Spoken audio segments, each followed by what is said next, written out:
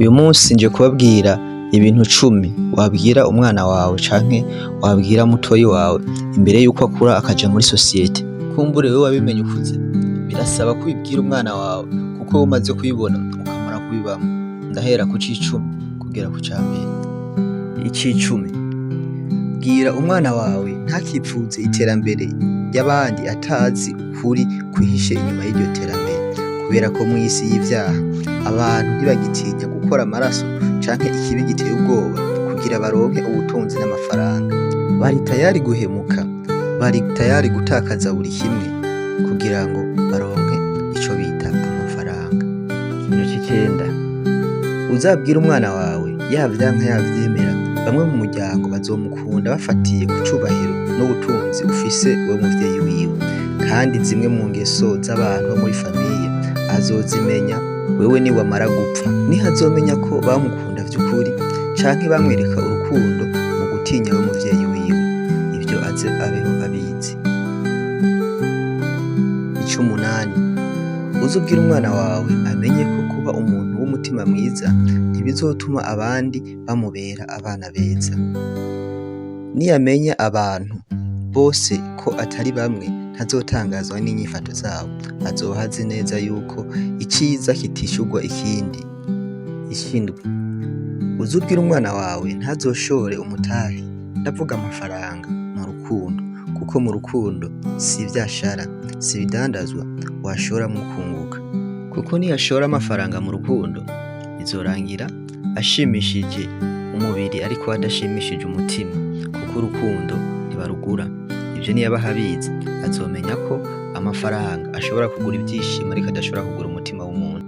Naho nyene vya vyishimo vyo gushimisha umubiri atariko atavyo gushimisha umutima.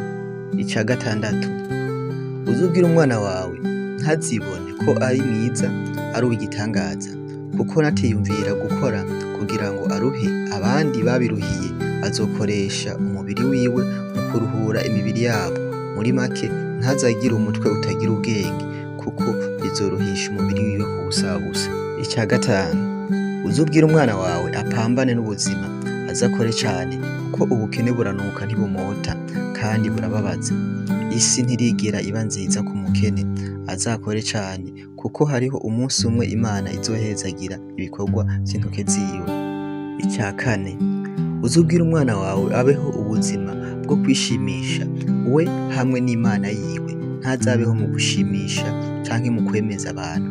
Isi nta mpuhwe ifise, kandi si buri muntu wese akoresha ubwenge bwiwe mu nzira nziza, harimwo n'ababukoresha mu nzira mbi babona ibibi gusa, ntazoshake kubashimisha, bizorangira agwaye umutima n'agahinda. Ic'6: uzubwira umwana wawe ko abantu bashobora kumwima vyose ariko batazomwima amajambo. Rero ntazonyarutse gukomeretswa n'amajambo y'abantu, kuko uko bizogenda kose bazomuvuga. Niyaba umunyantege nke bazomuvuga, niyakomera bazomuvuga. Kitavuzwe icoco ni ku mubiri wiwe. Naba mugufi bazomuvuga, naba muremure bazomuvuga, niyonda bazomuvuga, navyibuha nabo bazomuvuga. Muri make ntaco azoba batazomuvuga, abeho yiteguye yuko bazomuvuga uko bizogenda kose. Ic'2: uzubwira umwana wawe ntaze akore iciza arindiriye ko azogikorerwa, kuko iciza si urudandazwa. Ntazokora iciza arindire ko bazomuhemba canke bazomusubiza mu nkoko. Niyabikora azibagire, kuko iciza ntikigira fagitire. Imana yonyene niyo ishobora kwibuka iciza ca buri muntu ikamusubiriza mu nkoko. Ic'1 arico ca nyuma: uzubwira umwana wawe azizere cane Imana yonyene, kuko mw'iyisi buri kintu cose kiri mu mugambi wayo. Ico azoshikako cose kiri mu mugambi wayo. Ntazizere umwana w'umuntu, kuko bizorangira akozwe n'isoni.